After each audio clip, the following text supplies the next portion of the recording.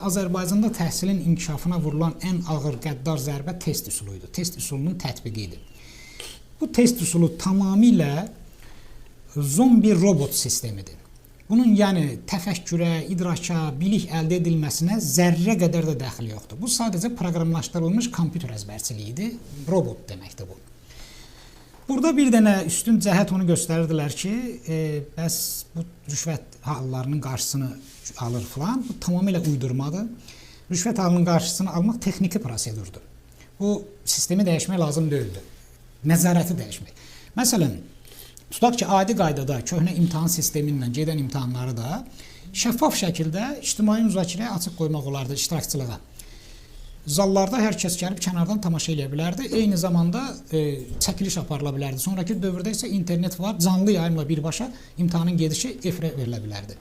Onda hansı əsasən o tələbəni haqsızlıq eləmək olar, kəsmək olar və yaxud pul alıb keçirmək olar? Hamının gözü qabağında baş verir. Göründüyü kimi bu cəfəngiyatdır, uydurmadır ki, bu rüşvətin qarşısını al. Rüşvətin qarşısını almaq texniki prosedurdur. Mahiyyət proseduru deyil. Mahiyyət prosedurudur ki, bir uşaq variantlar əzbərləməli deyil. O milyon şosunda olduğu kimi 4 dənə variant qoysun sən qabağına, sən birini təsadüfən də seçsin, təsadüfən düz çıxsa o demək deyil ki, sən biliklisən. Amma əvvəlki sistemdə sən verilən mövzunun, sualın haqqında danışırdın. Onun təsvir edirdin, onun mahiyyəti, səbəbi, nəticələri, filanı, perspektivi nədir? O bilik budur. Test sistemi heç vaxt bilik olmayıb, heç vaxt bilik ola bilməz. Son dövrdə test sisteminin yetirmələrini biz görəndə başa düşürük ki, bunun heç bir biliyi yoxdur. Heç bir sahədə dünya görüşü yoxdur, heç bir bilik yoxdur. 5-10 dənə şey əzbərləyib imtahandan keçib, imtahandan da necə keçirlər?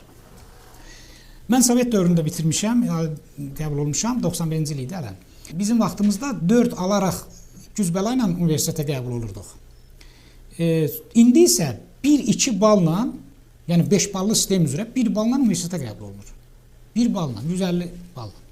Yəni bundan biabırçı bir şey ola bilməz. Bir sıfır deməkdir. Yəni sən ümumiyyətlə heç bir təhsil savadı olmayan ən axırıncı təhsilə malik şəxsi ali məktəbə qəbul edirsən. Nə nəticə gözləyirsən ki bundan? Bu ali təhsil, orta təhsil proqramını 5% belə mənimsəməyib. Bundan nə mütəxəssis düzəldəcəksən? Bunun nə bazası var?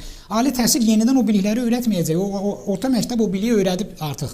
Onu keçməyibsə bu ali məktəb bunun davamıdır. Peşəkar davamı. Əvvəli yoxsa davamını nəyin üzərində quracaqsan? Binanın 4-cü mərtəbəsini sən ilk 3 mərtəbə yoxdursa, nəyin havada mı tikəsən?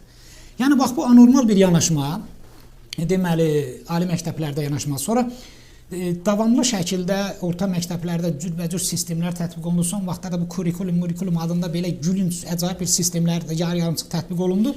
Tamamilə təhsil sıradan çıxdı. Bugünkü uşaqların bilik səviyyəsi, bacarıq səviyyəsi, abituriyentlərin imtahan nəticələrinə baxanda açıq görünür. Orta məktəblərin ümumi nəticəsi 2-yə cavab verir. 5 ballı sistem üzrə. Yəni, orta məktəb proqramının 10% belə uşaqlar mənimsəmir, 5% belə mənimsəmir. Hətta abituriyentlərin bir çoxu 150-200 bal toplayır. Bu, hələ orta məktəb məzunların özünə güvənib imtahan verən hissəsidir. Siz yerdə qalanların vəziyyətini təsəvvür edin. Hələ özünə güvənib imtahan verənlər 150-200, yəni 1 alır, 2 alır, bu qiymət alır. Gör, indi o birisilər nə vəziyyətdədir? Biraz artıq bal toplayanlar falanlar nədir? Bahalı kurslar, bahalı repetitor yanlarına getməklə, yəni valideyn 500.000 manat arası xərc çəkməlidir. Uşaq ki 24 saat davamlı gecə gündüz, ondan sonunda biraz bu 400-500-600 bal toplayıb, bu da 500%.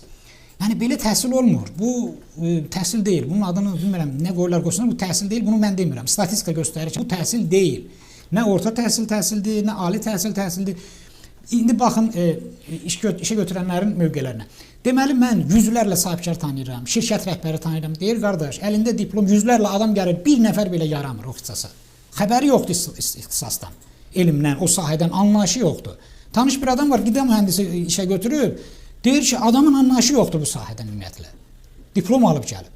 Yəni, bu nə təhsildir, bu nə mütəxəssis yetişdirməkdir? Hansı orta məktəb qutaran uşaqlarla söhbət edirsən, başa düşürsən ki, bunun dünyadan xəbəri yoxdur.